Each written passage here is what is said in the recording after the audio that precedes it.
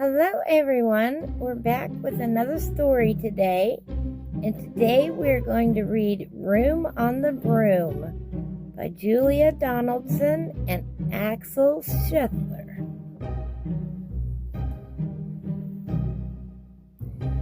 The witch had a cat, and a hat that was black, and long ginger hair in a braid down her back. How the cat purred, and how the witch grinned, as they sat on their broomstick and flew through the wind. But how the witch wailed, and how the cat spat, when the wind blew so wildly, it blew off the hat.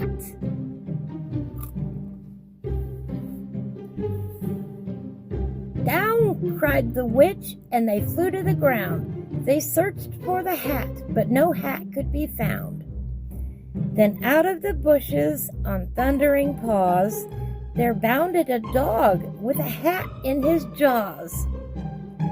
He dropped it politely, then eagerly said, as the witch pulled the hat firmly down on her head, "I am a dog as keen as can be. Is there room on the broom for a dog like me?"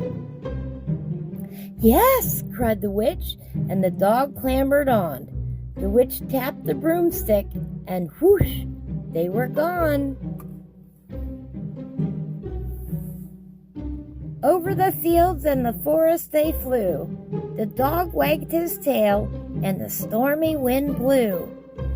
The witch laughed out loud and held on to her hat, but away blew the bow from her braid, just like that.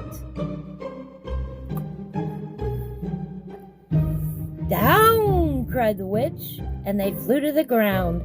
They searched for the bow, but no bow could be found. Then out from a tree with an ear-splitting shriek, there flapped a green bird with a bow in her beak.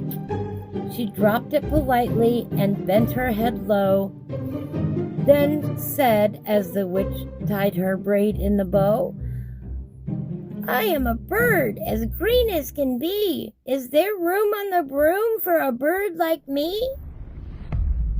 "Yes," cried the witch, so the bird fluttered on. The witch tapped the broomstick, and whoosh, they were gone.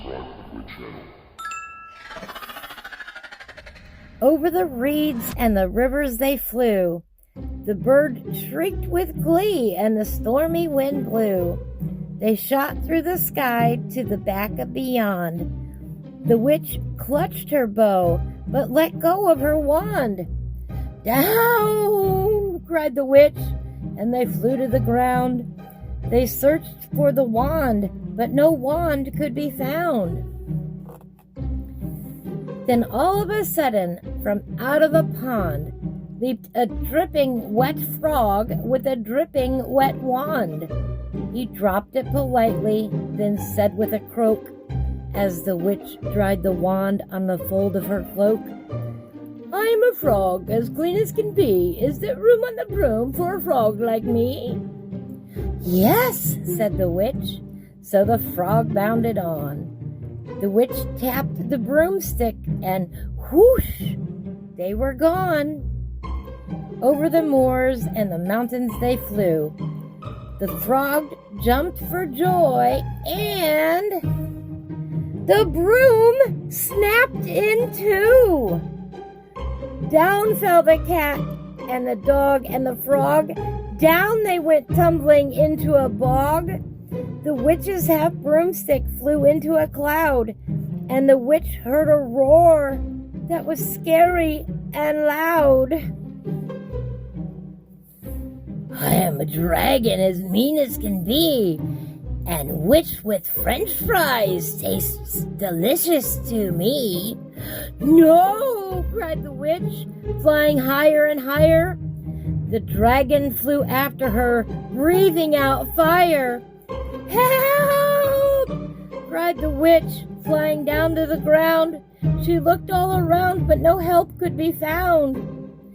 The dragon drew near with a glint in his eyes and said, "Just this once, I'll have witch without fries."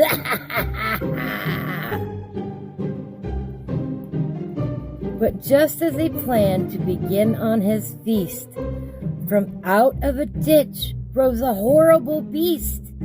It was tall, dark, and sticky, and feathered and furred.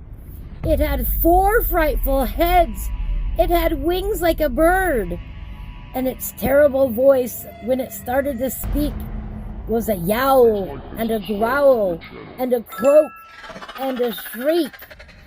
It dripped and it squelched as it strode from the ditch, and it said to the dragon, "Buzz off! That's my witch!" The dragon drew back, and he started to shake. "I'm sorry," he sputtered. "I made a mistake. It was nice to have met you, but now I must fly." And he spread out his wings and was off through the sky. Then down flew the bird, and down jumped the frog. Down climbed the cat, and "Whew," said the dog. "And thank you, oh thank you," the grateful witch cried. "Without you, I'd be in that dragon's inside." Then she filled up her cauldron and said with a grin, "Find something, everyone! Throw something in!" So the frog found a lily, the cat found a cone, the bird found a twig, and the dog found a bone. They threw them all in, and the witch stirred them well, and while she was stirring, she muttered a spell.